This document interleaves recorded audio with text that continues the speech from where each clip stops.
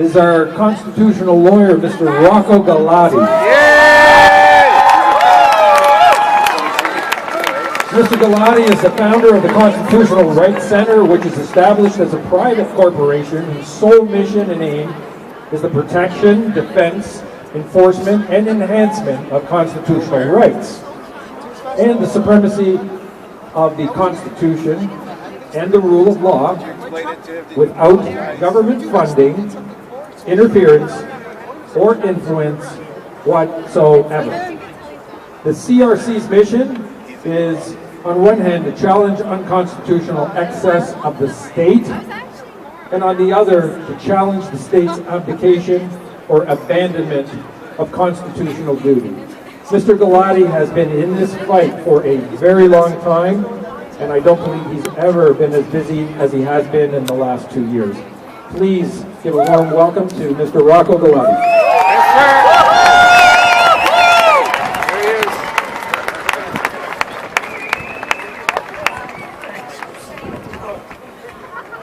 Thank you very much. It's a bit of a chilly day to be out here.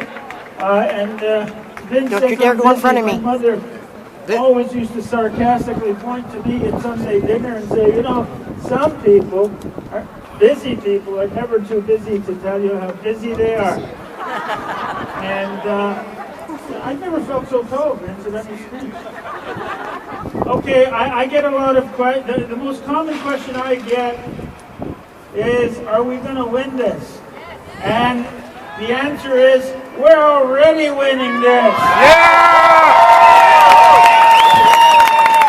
And let me give you a couple of indications as to why.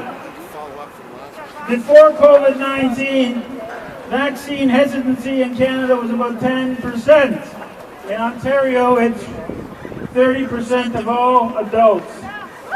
Okay? In the United States, it's 50%. In the developing world, where they're much more smart than we are, because they're not so arrogant and they have a lot more pressing survival issues. Pakistan, where my wife and co-director of the Constitutional Center is from, only 1% of the population's been vaccinated. In places like West Africa, Ghana, only 2.5%. Nice. Worldwide, with this COVID inoculation, I won't even call it a vaccine, only 12 to 15% of the global population is vaxxed. Yay! Now, why is this important? Because they have spent $12 trillion so far. $12 trillion is almost is the annual budget for the United States of America. Wow. $12 trillion, you can't bend your fucking mind around. But I'll give you an example of what $12 trillion is to try to help you.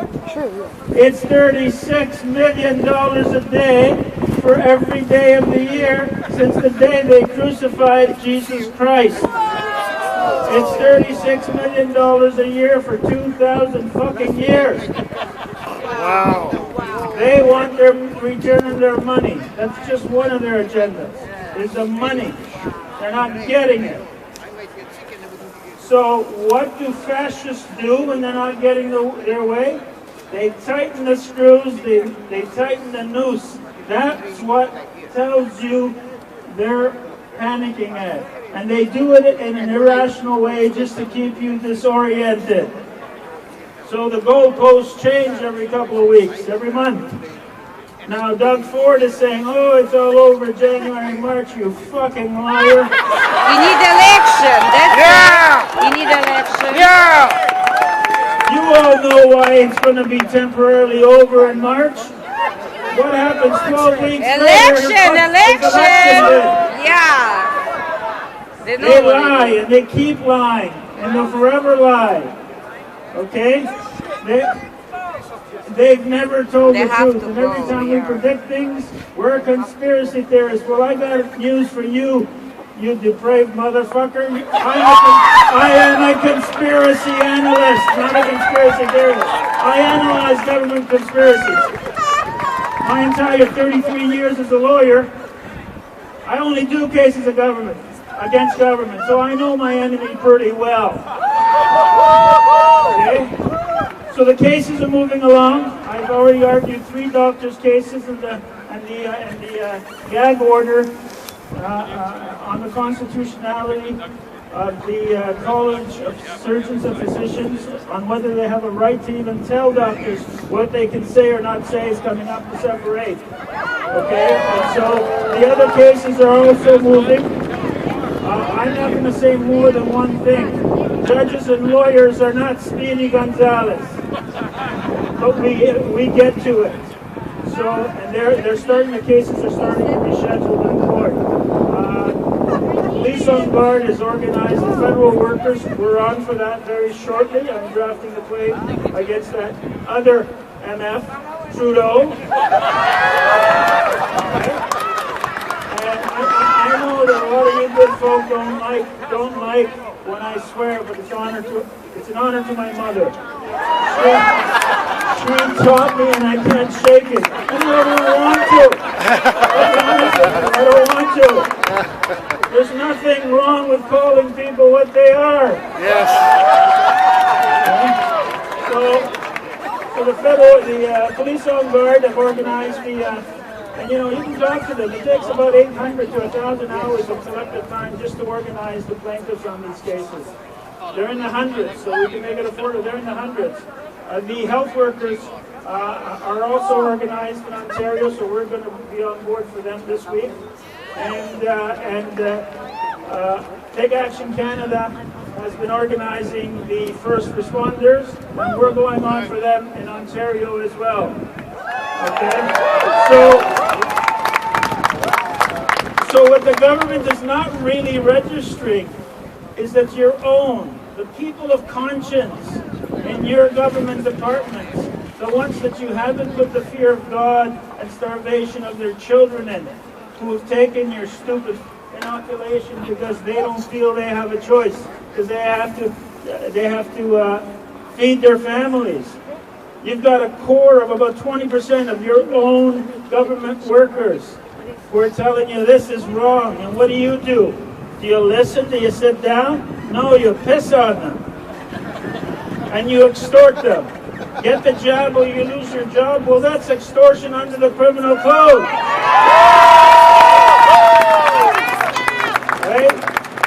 And the only reason we can't get prosecutions is that even if you're successful in getting a justice of the peace to swear a charge, any Crown attorney can walk in, take over the prosecution, and withdraw the charges, which is what is likely to happen. But I say to police officers of conscience, lay the charges anyway. So, I don't have to tell you, I'm speaking I'm speaking to the anointed, not the converted. But don't listen to a friggin' word any government person or leader tells you. They're just a bunch of liars. All right?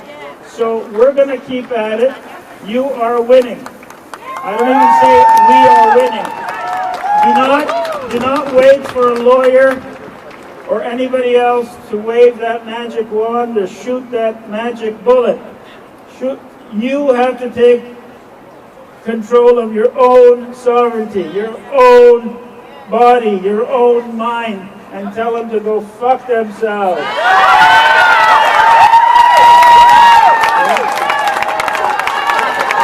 I'm sorry, Vince, I know as an OPP officer, you heard less swearing in your 32 years than last 5 minutes. We cannot soft pedal this. You have to let them know that you're not taking their shit. Okay? And act accordingly. Organize protest, hound them, take action, and just keep resisting. This is an ugly, ugly fascist agenda. Yes. These people are not, to call them fascists is to insult the fascists. Yes. Okay? This is way beyond. They're genocidal maniacs, psychopaths, and they're doing it for money. Their greed is without bounds. Their propensity to lie, this swear cannot couldn't hold their propensity to lie. They're greed, and they have a disdain for humanity. They don't consider us human beings because the elites think their shit doesn't smell. Because they don't clean it, their servants do. And so keep resisting, keep up the fight, all right? And if they call you a conspiracy theorist, just remind them that conspiracy is a criminal offense and an actionable tort. And if you're a conspiracy theorist, they must be a coincidence theorist. It's not illegal to believe in coincidences. So they're just branding you. Respond by saying they're pedophiles. That's what they are. Yes. They were giving away ice cream right down there to children. To have their vaccine. Pedophiles offer cookies and sweets to children before they violate them. Shame on them. Shame! Great to see you all here.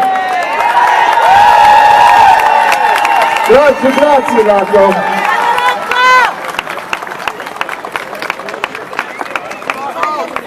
Sorry, folks. Rocco promised next time he comes back, he's going to tell you what he really thinks.